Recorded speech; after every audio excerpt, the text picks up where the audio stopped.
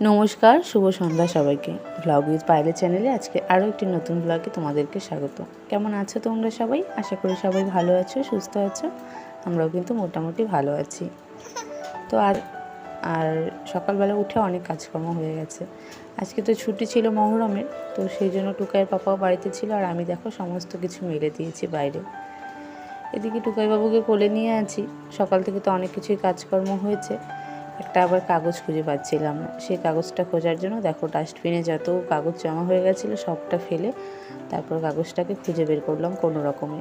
আর এদিকে আজকে সিঁড়িগুলো সকালবেলাতে পরিষ্কার করে নিয়েছি। এতদিন তো সিঁড়িতে সমস্ত কিছু প্রায় অনেক জিনিস রাখা ছিল, তো সিঁড়িটাকে আজকে পরিষ্কার করে নিয়েছি। জামা কাপড় ওদিকে ধুয়ে রেখে দিয়েছিলাম অনেকক্ষণ, আর ভাবলাম টুকাইয়ের বাবা টুকাইকে নিলে তারপরে মেলে দেবো, কিন্তু না, এই টুকাইয়ের বাবা গেল একটু দোকানে, কিছু হিসেবপত্র করার ছিল। অনেক কিছু জিনিসপত্র আনা হয়েছে, কলটল লাগানো হয়েছে, হিসেবপাতি তো কিছুই করা হয়নি। তাই টুকাইয়ের বাবা বললো আজকে যেহেতু ছুটি বাড়িতেই আছে, তাই যাই আমি হিসাবপত্রটা করে আসি। তা আমিও বললাম ঠিক আছে যাও। আর এদিকে তো জামা কাপড়গুলো সব ধুয়ে বালতিতে রেখে দিয়েছি। ভাবলাম ও এলেই তারপর মেলে দেবো আর কি। কিন্তু রোদ্রু তো আর থেমে থাকবে না, কখন বৃষ্টি আসে না আসে কোনো কিছু ঠিক নেই। তাই ভাবলাম চলো আগে আমি কষ্ট করে হলেও ছেলেকে কোলে করে নিয়ে ছাদে কাপড়গুলো মেলে দিয়ে আসি। আমি কিন্তু রোজ দিন ছাদে কাপড় মেলতে আসি না, বা কোনো দরকারেও আসি না। রোজ দিন আমি ছাদে আসি না, আসলে ওই বেশি জামা কাপড় হয়ে গেলে তবেই আসি। আর আজকে যেহেতু খুব রোদ উঠেছে, টুকাইয়ের বাবা বাড়িতে ছিল, টুকাইকে নিয়েছিল, তাই আজকে অনেক জামা কাপড় ধুয়েছি, 2 বালতি। নিচে 1 বালতি জামা কাপড় মেলার জায়গা হয়েছে, আর 1 বালতি জামা কাপড় মেলার জন্য উপরেই আসতে হলো। আর টুকাইবাবুকে তো কোলে নিয়ে কাজ করতে হবে, উনি যেহেতু ঘুমাননি। আর দেখো আমি যেহেতু উপরে উঠেছি ছাদে, ওকে নিয়ে জামা কাপড় মেলছি, ও কিন্তু সেই খুশি নাচানাচি করছে। এদিকে কাপড় মেলতে অসুবিধা তো হচ্ছেই, কিন্তু কি করবো, এভাবেই তো করতে হবে। আর ও তো আজকাল বেশি নাচানাচি করতে ভালোবাসে। আর জানো তো, এই বাড়িতে আসার পরে বিছানাপত্রগুলো রোদে দেওয়া হয়নি।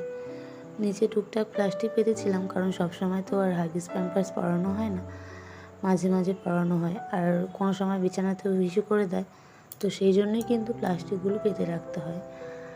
আর 2 দিন আগে হিসু করে দিয়েছে, 2 দিন ছিল বৃষ্টি, তাই কিন্তু বিছানাপত্রগুলো রোদ্রে দিতে পারিনি। আজকে দেখলাম অনেক রোদ্র উঠে গেছে, উঠেওছিলাম সকালবেলা 6টার দিকে, তারপর রোদ্র উঠে গেছে দেখে কিন্তু সব কিছু রোদ্রে দিয়ে দিয়েছি। আর এখন দুপুরবেলাতে ভাবলাম বিছানাটা আগে করে নেওয়া যাক। ওদিকে ছেলেকে খাইয়ে দাইয়ে স্নান করিয়ে ঘুম পাড়িয়ে দিয়েছি, ও ওদিকে ঘুমোচ্ছে। এখন 1-1.5 ঘন্টা 2 ঘন্টা ঘুমোবে, আর এদিকে আমার কাজগুলোও হয়ে যাবে। আমি দেখো বিছানাতে প্লাস্টিক পেতে নিচ্ছি। ওই যে বললাম সব সময় তো আর প্যাম্পার্স হাগিস পরানো হয় না, তাই বিছানাতে একটু সেফটির জন্য ওই প্লাস্টিক দিতে হয়। কারণ কি, তোষকটা না হলে আবার একা টানা মুশকিল, একা একা টেনে যে রোদ্রুতে দেবো সেই শক্তি তো থাকে না, তো সেই জন্যই প্লাস্টিকগুলো দেওয়া আর কি। তার উপরে যে কম্বল টম্বলগুলো পাতি সেগুলো 2 দিন পর পর রোদ্রুতে দিই, যেমন আজকে দিয়েছিলাম। তারপর উঠিয়ে নিয়ে এসে পেতে নিচ্ছি আর কি। আর ওই যে টুকাইয়ের পাপা বাড়িতে আছে, ও কিছু কাজকর্ম করছিল। ওই যে বললাম না ছুটি আছে বলে। আর যেহেতু এই বাড়িতে কিছু কাজকর্ম এখনও বাকি আছে, কিছু কি অনেকটাই বাকি আছে, যতটুকু মোটামুটি আমাদের সাধ্যের মধ্যে ততটুকু তো করে নেব। তাই ওর বাবাও আজকে কিছু কাজকর্ম করছিল। আমি এদিকে রান্নাবান্নাগুলো করে নিয়ে ছেলেকে খাইয়ে দাইয়ে ঘুম পাড়িয়ে দিয়ে তারপর চলে এসেছি বিছানাপত্র গুছিয়ে নিতে।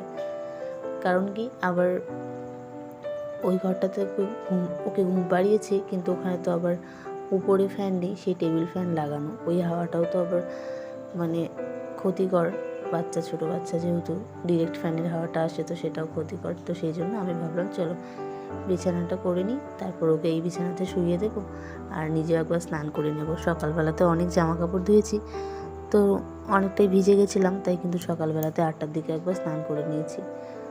আবার এখন 1:30-2টো বাজতে চললো, ভাবলাম কি আজকে একটু দুপুরবেলার দিকটাতে বিকেলবেলাতে স্নানটা সেরে নেব।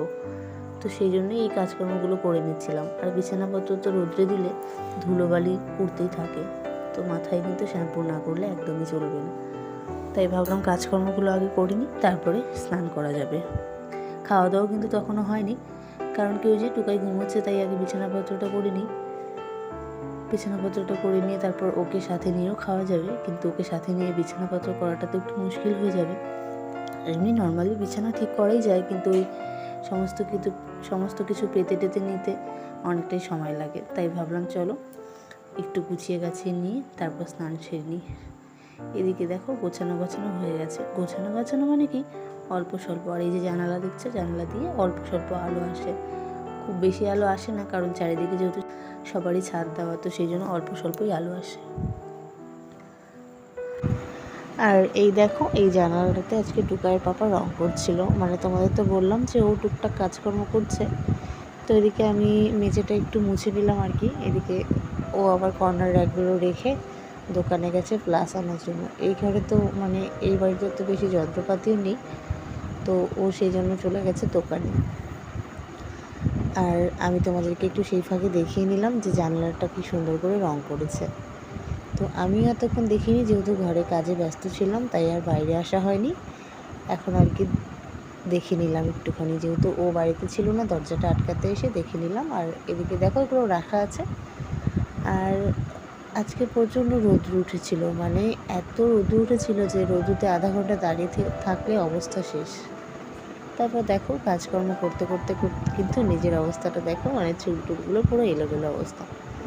তো আমি একটু ভিডিও করে নিচ্ছিলাম, দেখলাম হঠাৎ করে যে টেডি বিয়ারটা ওখানে রাখা। আসলে এটা আলনার উপরে রাখা ছিল, টুকাইয়ের পাপা কখন উপরে তুলে রেখেছে। তো দেখে তো আমার সেই হাসি পেলো আর কি, যে ও কখন করলো কাজটা, ভালোই লাগছিল দেখতে। তারপরে দেখো স্নান করে চলে এসেছি আমি। ওদিকে টুকাইবাবু কিন্তু তখন ঘুম থেকে উঠে গেছে। আর আমার আয়নাটার অবস্থা দেখতে পাচ্ছ, একদম নোংরা। মানে আয়নাটা এই বাড়িতে আনা হয়েছে কিন্তু মোছা হয়নি।